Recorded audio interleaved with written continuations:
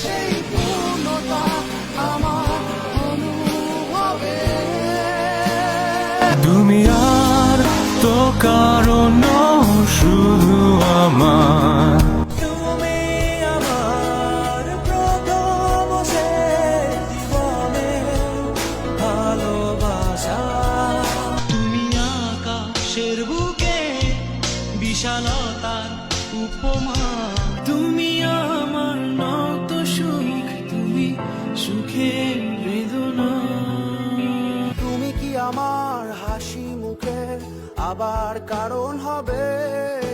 তুমি মাঝে মাঝে আমার কাছে কবিতা চাইতা, আমি মনের